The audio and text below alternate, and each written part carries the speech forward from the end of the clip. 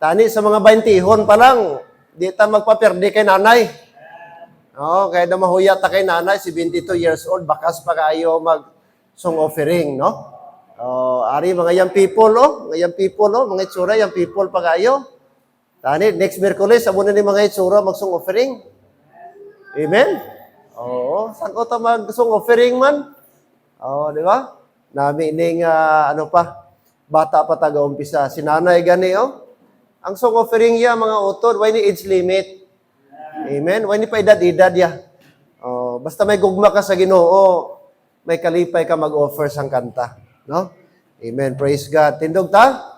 And we will not stay long, kaya 30 minutes lang ni aton nga meditation this evening. Okay? I invite you to please open the book of Acts, chapter number 20. Acts 20, verse number 35. Acts 20, verse number 35. Aton ni padayon, aton nga lesson last Wednesday. Alright? Acts 20, 35. Acts chapter number 20, verse number 35. Okay? Sabay-sabay ta nga pagadunganan o pagbasa. Verse 35, read. I have showed you all things, how that so laboring ye ought to support the weak, and to remember the words of the Lord Jesus, how he said, it is more blessed to give than to receive. Amen. Let's pray. Kanimo Amay, Dios nga makaagagahom sang tanan, nagapasalamat kami sini nga kagabion. Una sa tanan, sa mayo nga tsimpo, wala nag-ulan Ginoo. Kung amulan taon karon ang Luzon, grabe ang baha, grabe ang ulan. Ginoong Dios, damo apektado.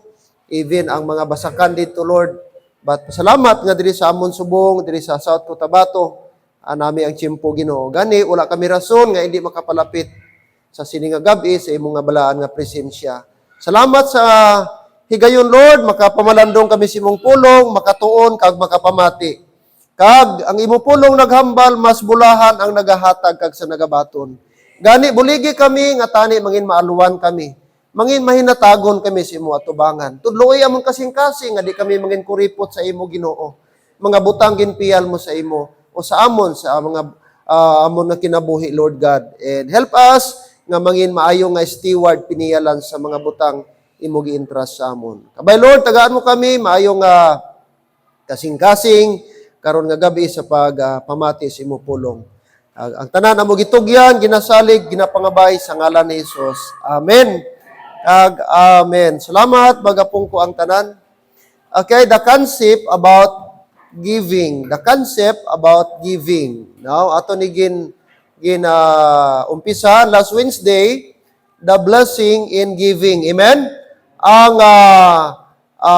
pagpakamayo sa Dios sa paghatag, no? So, una sa tanan, ano ang concept, no? Dapat naton maintindihan kung ano ang concept, no? Ang konsepto, ang biblical principle, mga kabyanan. Una sa tanan, last Wednesday atong gintunan, giving is a chance to please God. Amen? Ang paghatag, mga utod, usa ka tsansa nga kita daw makapahamuot sa Dios. Gapati kita, damo pa maagi makapahamuot kita sa Dios. Kung magtuon ta sa pulong sa Dios, kung kita mga muyo, kung kita gasol winning, makapahamuot kita sa Dios. Pero isa man nga bagay nga atong gipahamuot ang Dios, gi-please ang Ginoo, is by giving. Amen? Ano ang hambal sa 1 Corinthians chapter 10 verse 31? Okay, whatsoever ye do, whether therefore ye eat or drink, siling niya, do all to the glory of God. Ano man inyo ginahimo, nagainom man kamo o nagakaon, buhatan ninyo ang tanan para sa kaymayaan sa Dios. So gapati kita nga panghatag, makapahimaya sa Dios. Amen? Oo, kaya mga utod, wala nang sang pinakalabaw pa nga butang. Nga mahimo nato sa Dios, samtang buhi pa kita. Kung dili aton mapahamuot ang Dios. Don't you know na kung mapahamuot nato ang Dios, i-bless niya kita? Amen. Damo sa Bible mga abyan nga na-please ang Dios nga ginpakamayo sila sa Dios. So number 1, giving is a chance to please God. No, we are pleasing God by giving. Number 2, giving is a challenge to prove God. Aton gina-prove nga ang Ginoo siya ang Dios, kag gina-prove nato kung kita maghatag, magauli mga kaabyanan, ang Dios kabaluman mag-provide sa aton kinahanglan. Amen? Nga kung unahon nato ang Dios, hindi niya kita pasagdan. Amen? Hindi niya kita pasagdan. Promisa na sa Dios, no? Promise na sa Dios mga kaabyanan. Kag ikatatlo, giving is a confirmation of a proven growth being a child of God. Ikatatlo daw nga rason about giving, kung kita maghatag, isa ka confirmation, pagpakilala mga abyan, kag isa ka proof, nga ang isa ka tao, kung siya nagahatag na, siya matudtuon nga anak sang Dios. Amen? Oo, way tagapati, although way tagasiling nga kung kuripot ka, mga abyan, hindi ka anak sa Dios. Pero ang paghatag, nagapamatuon nga kita nag-grow na. Kita spiritual na. Kaya mabudlay, na nag-claim kang Kristohanon, pero di ka kabalo maghatag. Amen? Di ka kabalo maghatag. Kaya isa sa expression mga abyan, isa sa karakteristik sa isa ka tao nga luwas, ang pagkamahinatagon. Amen? Lantawa si Zacchaeus, after siya na-convert, way siya gihambalan sa Dios? Way siya gipabati-batian ni Ginoong Hesus, nga ikaw, damo ka na-accumulate Zacchaeus. Kagkana ang imo nga na-accumulate sa imo nga pag-ubra, bilang tax collector, ibalik mo na. Pero anong natabo sa iya? Okay, sila niya, Lord, kung may ara man ako na into, Lord, kung may ara man ako na fraud, Lord, kung may ara man ako na lamangan, sila niya, akon piluon, hindi lang twice, hindi lang 3 times, sila niya, but fourfold. Fourfold. So may ara na siya conviction, no? Aton makita dira mga kabiyanan. So giving is a confirmation of a proven growth being a child of God.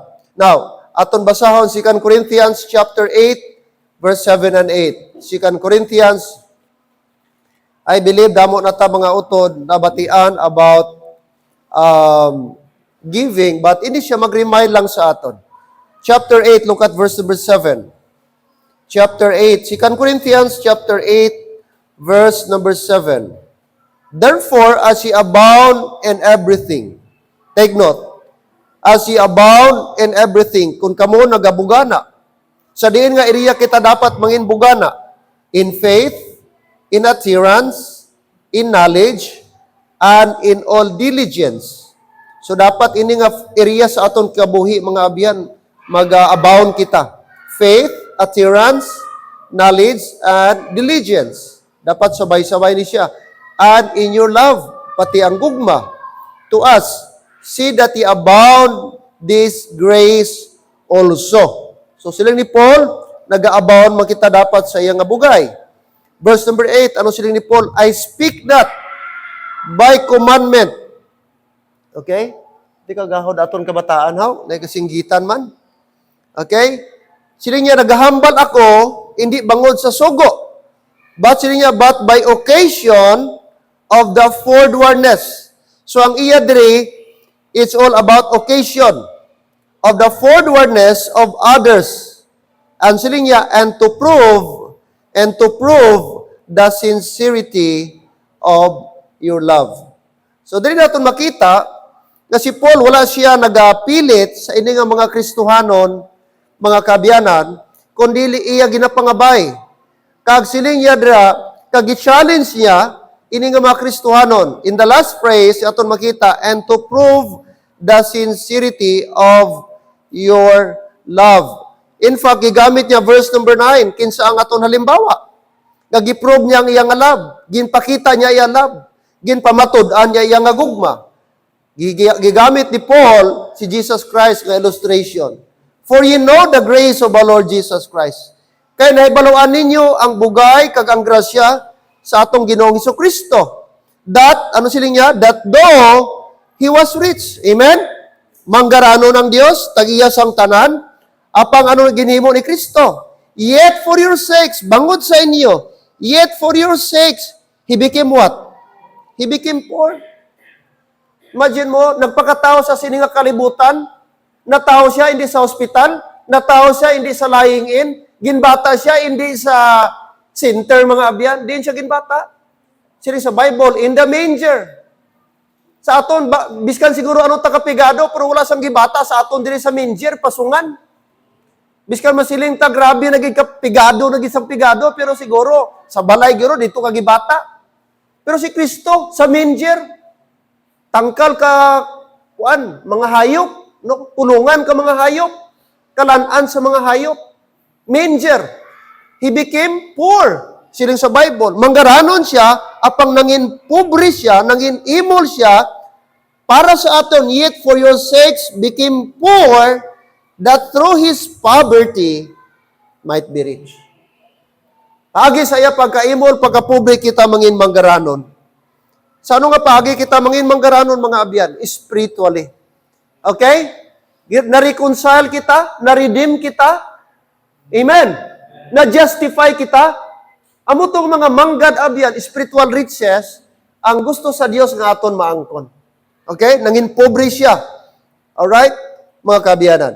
So, din natin makita, sir ni Paul, nga dapat i-prove nato ang sincerity of your love. Okay? So, ikaapat natin makita, not only giving is a chance to please God, number two, not only giving is a challenge to prove God. Gi-challenge kita nga aton i-prove ang aton gugma sa Dios.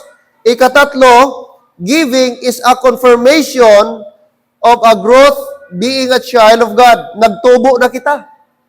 So, ang may natagon nga Kristohanon, naka-learn na siya. Meaning to say, ang tao nga hindi na ma-offend about giving, medyo mature na. Amen? Alright? Kagkanang nagatultol na maghatag, biskan wala preaching about giving, kabalo na muhatag, mga abyan, isa ka Kristohanon nga nag-grow na gid siya. Alright? Ikaapat, nga rason about giving, giving is a Christ-like practice of the children of God. Giving is a Christ-like practice of the child of God. So, ang paghatag gali, practice na abyan sa usa ka anak sang Dios. Hello, amen? Kung anak ta sa Dios karon nga gabi, natural na lang sa ato ang pagkamahinatagon. Kasi Kristo na mismo naghatag sa aton sang example. Now, let's look at Philippians chapter 2, verse 4 to 5. Philippians, please. Philippians chapter number 2. Chapter 2, please. Look at verse number 4 and 5. Philippians chapter 2, verse 4 and 5. Look not every man on his own things. Look not every man on his own things. Hindi na ta dapat magtulok, maglantaw, kung ano ang ara sa isa ka tao. Kundi, sila niya, but every man also on the things of others. Sa baylo, kabalo kita maglantaw kung ano po ang isa ka butang para sa iban nga tao. O maybe, kulang, butang nga wala sa isa iban nga tao. But every man also on the things of others. Look at that phrase. Ano siling ni Paul? Verse 5, let this mind be in you, which was also in Christ Jesus.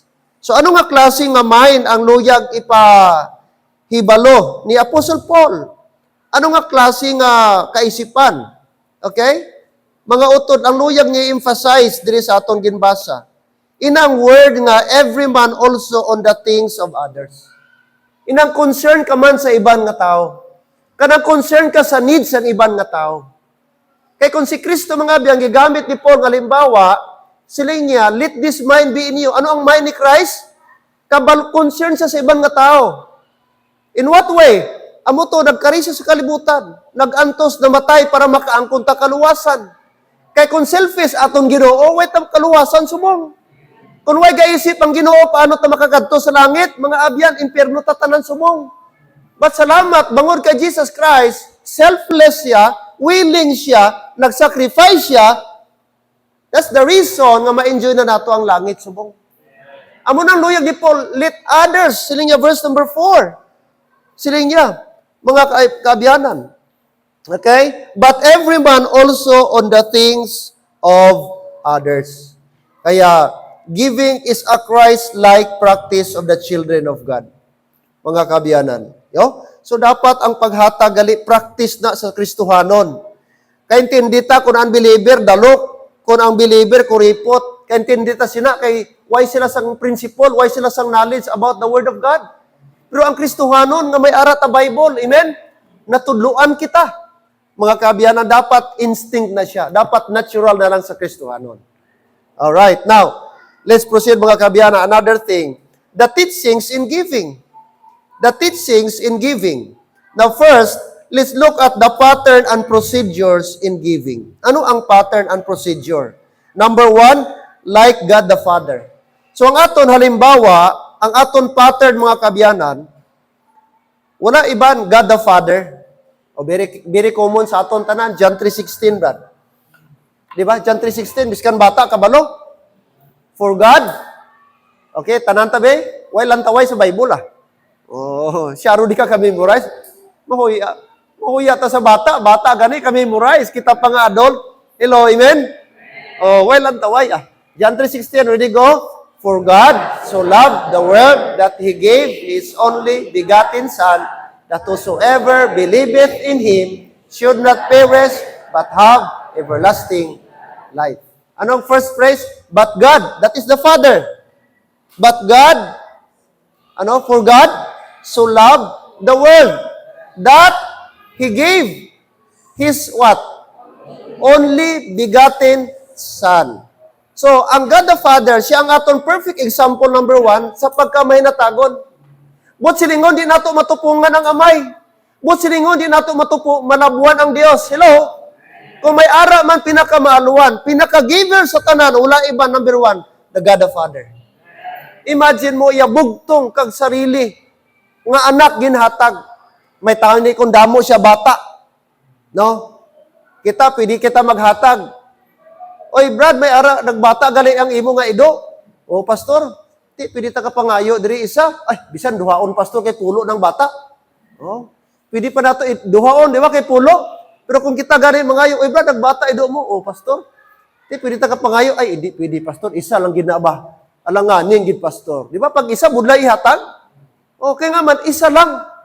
Oh, pwede kung 5, matagaan pa. Pero kung isa lang, talagsa lang gahatag. Tagsa lang, kakakita sang tao, nga gahatag, biskan isa lang. Amen? Talagsa, laka ka nakakita, tao may hinatagon nga ka ng isa na langgit, ka ng amo na langgit. Talagsa ka lang. Ang aton Diyos abiyan isa, gihatag niya bugtong anak. Alright? Romans chapter 8, verse 32. Mga babae, palihog basa. Ladies, please. Romans chapter 8.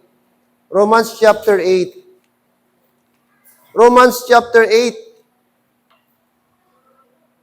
Romans chapter 8, verse number 32. 8:32.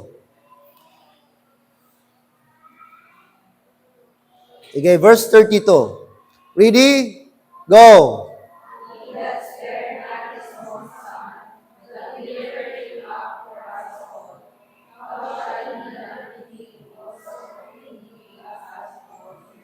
Oh, see? He that spared not His own Son. Ina nga word, ano ba silingon? Wala niya gindalok. Wala niya ginwithhold. Wala niya ginpaiway. Sino daw ang aton amay, wala niya gispare. The word spare, di tani niya ipalansang, di tani niya ipasakripisyo, di tani niya ipadala sa kalibutan. Pero ingon, ang Bible bad, He-spared not His own Son. Why niya gindalok? Why niya gipunggan? Why niya giwithhold ang iya anak? Nga magkari sa kalibutan. Agon mag-sacrifice mga abiyan sa iya kinabuhi. Verse 32, for what reason? Agsiling niya, also freely give us all things. Now imagine kung gipunggan ayhan sa Dios ang iya bata, Jesus Christ. Try to imagine kung ang Diyos Amay, gi-spare niya ang iya nga only Son, the Lord Jesus Christ. Do you think maluwas kita? Definitely wala. Amen? Kung gipunggan niya, sang Diyos Amay ang iya nga anak diri sa kalibutan, mga kabiyan. That's why, aton example, mga utod, ang aton pattern. Okay? Wala iba dapat ang aton nga God the Father. So siling gani, karong nga gabi, di ba? Are you a child of God? Amen? Kung saved ka, you're a child of God. Amen? Nahimo mo nga amay ang aton God the Father. At the same time, nahimo kita nga child of God, ni Jesus Christ. Di ba dapat kung kita isa na ka child of God, dapat kung ano ang karakter sa amay, dapat mag-reflect sa bata. Di ba may mga amo sina? Nga may ugali nga ang anak, ma-adapt niya ang ugali sa amay o sa parents. Kung kisa ako ng parents dalok, ang bata dalok man. Kung kuripot ang parents, kuripot man ang bata, kaya nga man, amo man to yung nakita. Amo man to yung nailog. Pero kung ang parents gani giver, miskan di mo tudluan ang bata bad, may possibility ginaya nga ma-adapt gina sa anak. Amen. So kita, child of God na ta. So dapat walay Kristohano nga kuripot. Walay Kristohano nga dalo, kaya ang aton amay, giver. Amen. Ang aton Savior, giver. What is our pattern? God the Father. Number 2. Second pattern naton, like God the Father. Number 2, like God the Son. Ito naman si Jesus Christ naman aton pattern. Galatians 2:20. Lantawag ko ng Galatians 2:20. Ano sila ni Paul? Galatians chapter 2, verse number 20. O mga men, pakibasa mga men.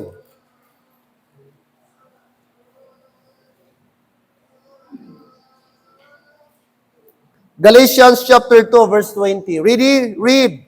I am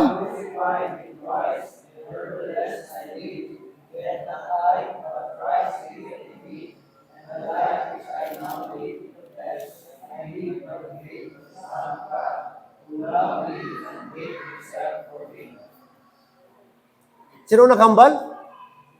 Apostle Paul. Siling niya, ano daw siya? Number 1, he was crucified. Nalansang na siya upod kay Kristo. Kag ang nabuhi, hindi na siya. Kundi si Kristo na ang nabuhi sa iya. Nevertheless, I live, yet not I, hindi na ako. But Christ liveth in me. And the life which I now live in the flesh, I live by the faith of the Son of God. Ini nga kabuhi, nga ginakabuhi ko sa unod, siling niya, ginakabuhi ko upod ang pagtuo. Dira sa anak sang Dios, the Son of God, Jesus Christ. Sino si Jesus Christ kay Paul? Ano ang pag-intindi ni Paul? Siling niya, who loved me, and what was next? Not only gilab siya, but also and gave himself for me. Amen? Ina nga word, ginhatag, ginpalangga ko, kag resulta mga abiyan, proof sa iyang pagpalangga ni Kristo sa akon, He gave Himself for me. So na-realize ni Paul, hindi basta-basta ang gihimo ni Kristo sa iya. Ginpabatsyag niya, ginpakita niya ang matuod nga gugba. How? By giving His life sa aton tanan mga kabiyanan. And I believe, not only kay Paul, upod man kita dire, who loved me and gave Himself for me. Amen. Do you realize gaano kadako ang gugma ni Kristo sa aton? Siguro dali lang, mas budlay mag-abyan, mas budlay siguro itong maghatag sa imong kalabuhi, magpalansang kaysa maghatag sa offering, amen? O maghatag sa imong oras. Mas labaw ang gihimo ni Kristo. Kay bilog kamuhi, mugos yung kinabuhi ang gihatag, dili oras iya gihatag. Amen.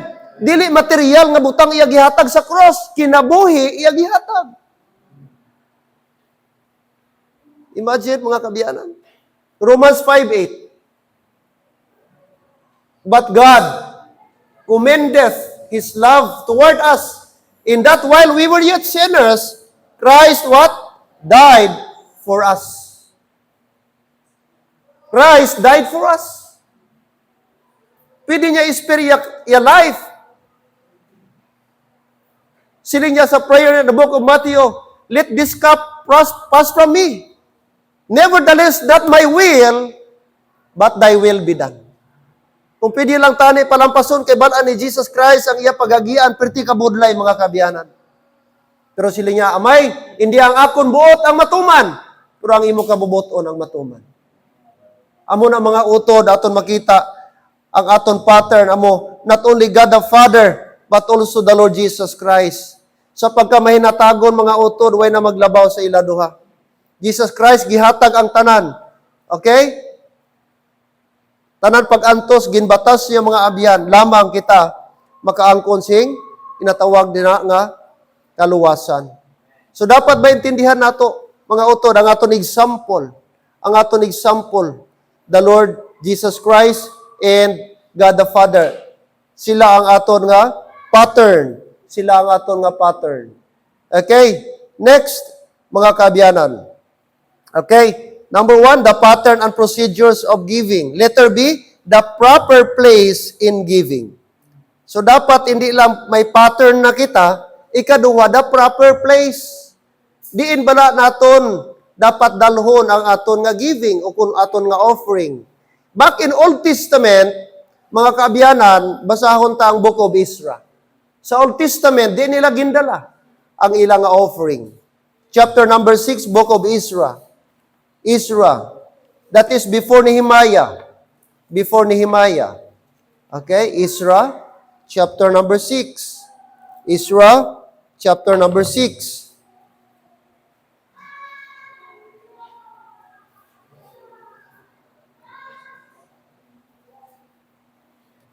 Ezra, chapter number 6.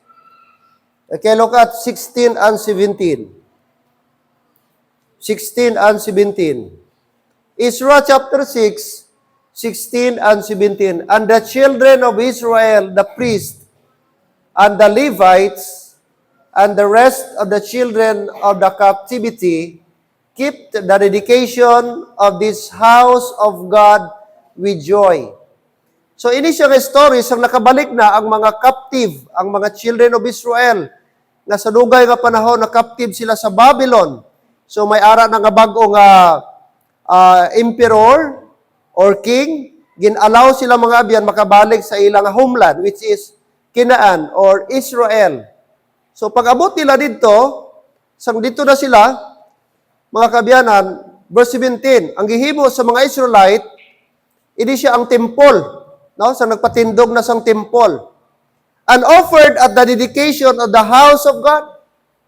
So may ara sila dedication sa balay sang Dios, and offered at the dedication of this house of God 100 bullocks, 200 rams, 400 lambs, and for a sin offering for all Israel, 12 he-goats, according to the number of the tribes of Israel.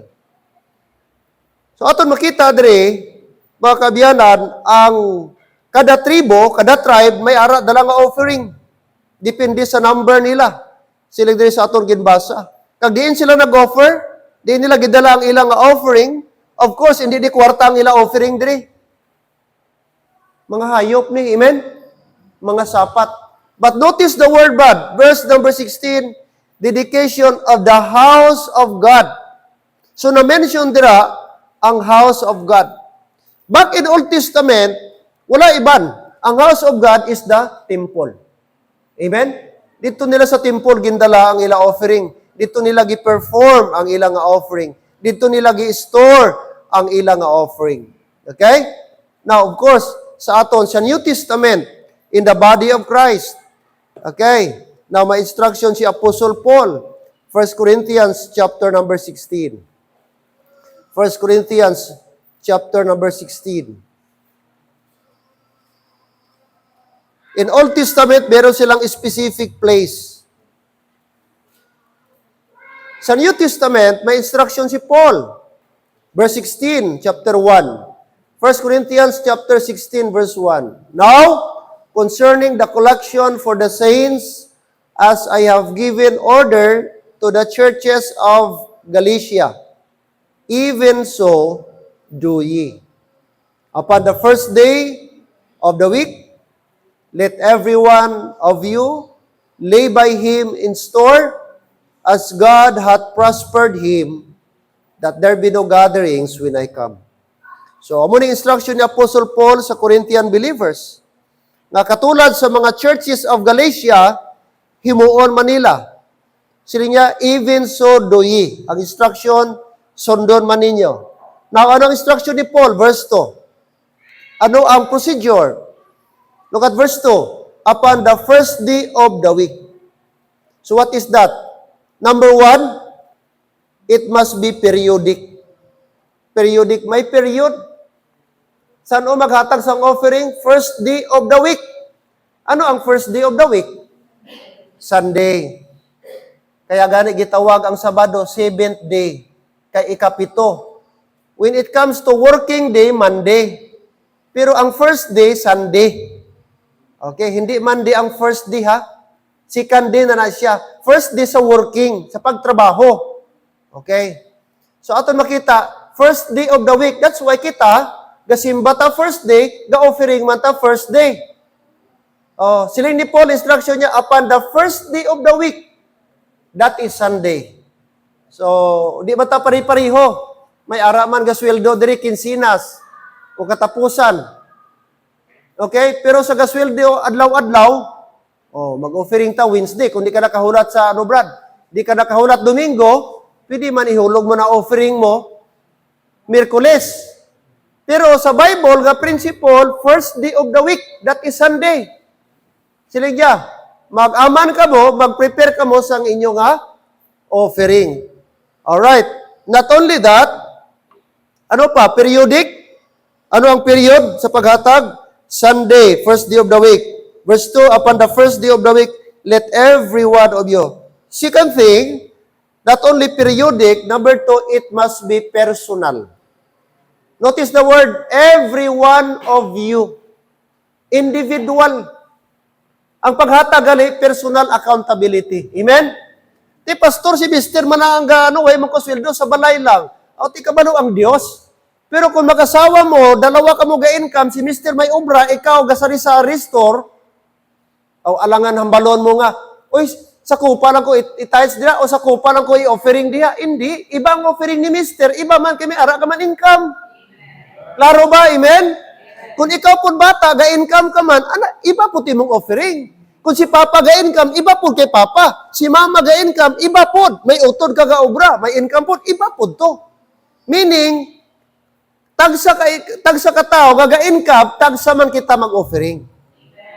Amen? Siling ni Paul, every one of you. Pero kung way ka ga-income, hello, amen? Pastor, wala ko ga-income, pero gihatag ba ni Mister sa ako ang income? Ikaw mag-tithes ikaw mag-offering So, ikaw mag-budget. Hello, amen? So, alangan, ano ihatag mo kung way ka-income? Di man siguro ang Ginoo nga piliton ka, bisan way ka-income, tapos hambalong kanya maghatag ka. So, automatic, kung kita, Brad, by blessing, automatic, aton ibalik sa Dios. Amen? Every one of you, take note, mga kabiyanan, siling ni Paul, kada isa kag isa. Amo na diya, siling niya, verse number 2. Okay, what else? Upon the first day of the week, Sunday, let every one of you, individual, personal, next, lay by him in store. Lay by him in store. Mga kabiyanan. Okay? So, of course, sa local church na siya. And then, what else? Pangatlo, as God prospered him. Notice the word, as God prospered him. What is that? Proportional. Or proportionate. Kung paano ka gi-prosper sa Dios, amo na imong paghatag. Kung gipakamayo ka sa Dios sa ini nga amount, dapat equivalent man sa amount imong paghatag. Kung diri ka gitagaan sa Dios nga level, dira ka lang nga level Pero kung diri ka gi-bless sa Ginoo, dapat imo paghatag level man sa blessing sa Dios. Hindi ka diri ang imo blessing, maghatag ka diri. Ay ano klase nga paghatag man gi-bless ka sa Ginoo 10,000, offering mo 100. Proportionate ba na? Hello, amen? Di na proportionate. Sa Old Testament ba required 10%? Musugot ka sa hindi, ang tithe sa Old Testament kung sanay mga bayan, pilitanay. Okay? Kay batas na mo. Amen? Pero sa aton sa New Testament, siling sa Bible, ang mag-decide ang kasing-kasing. Ang magdikta, siling niya, cheerful giving. Not grudgingly, siling sa Bible. Hindi gipilit, hindi gipirsa, hindi gipahog. Kundi naghatag ka kay gihigog mo ang Dios. So amo nang kaibahan subong sa aton panahon, kay di pilitanay. Sa Old Testament, musugot ka sa hindi, way ka mahimo. patas ko na sa bat karon, musugot na sa hindi. Ang bat ya, kaltason gina. Magpagasolina ka 100. O, pila nang nagsulo si mo gasolina, kay minus 12 pesos, pila na lang nabilin? 88? Oh, 88 lang nakarga, nagbayad ka 100, minus 12 kay expanded value added tax, 12%, 88 lang gikarga mo, pero 100 di mo gibayad. Diba, kumod ka sa gobyerno, grabe, manong klase nga, 12% gigin minus akon nga, ano? May kakabalo, pag grocery mo sa KCC, may minus, lang tawa resibo mo. Ya, karon mareklamo ka, maprotesta ka. Simbahan ka di, 10% lang sa tithing bar, way pa nag-increase na, way gihimo 12%, gobyerno 12% na. Pero sa ato, hindi natabawon sila, hindi ta under sa batas, amen? Sila ni Pablo, maghatag ka mo, depende sa inyo kasing-kasing. So, ang kasing-kasing ang mag-decide, kung palangga mo ang Diyos, biskan gamay ng income mo, biskan 1,000 income mo, pero kung ang Diyos, okay, kung palangga mo ang Diyos, gigugma mo ang Diyos, pwede mo na himuon 200, pwede mo himuon 500. Kaya wala na amount sa gospel of grace, wala na amount sa dispensation of grace. Hello, amen? Amo sila ni Paul, as God hath prospered you. Kung paano ka gipakamaayo sa Dios, amo man imo paghatag. Amen. Tandaan nato, grabe ang pagpakamaayo sa Dios ato. Gitagaan ta may lawas, kapagsi, kapag-on, kaalam, protection, tanan. Halin sa Dios. Tapos tagaan mo lang siya sang jutay. Hello, amen? Hindi dapat, mga abyan. Partner ta ang Ginoo, tandaan mo na. Ginoo partner mo. Huh? So kung partner mo ang Ginoo, dapat, kung aton istriktohon, 50-50 dapat. Pero mga abyan, silang sa Dios, ang aton paghatag, dapat halin sa kasing-kasing. As God hath prospered us. So, klaro dira, mga kaabyanan, aton nga gibasa that word, okay, that there be no gatherings when I come. Way na ta oras, luyag ko patani Brad, pero kulang gid aton oras. Amen? Kay may ara pa ta discipleship. But I hope and pray may natun-an kita karon nga gabi. Amen? So lawig pa ni nga aton series study. I hope mag-learn kita, kag mag-grow kita, kag mahimo pagid kita nga mahinatagon dira sa Ginoo. Amen? Magatindog kita please. Shall we all stand? Let us pray. Eternal and loving God, salamat sining nga gabi. Salamat Lord sa imong pulong. Salamat kay Apostle Paul nga amo ang nagtudlo sa amon. Amo ang nagano sa amon Lord, nag-remind sa amon na kami amay mas bulahan ang nagahatag kaysa nagabaton. Gani buligi kami nga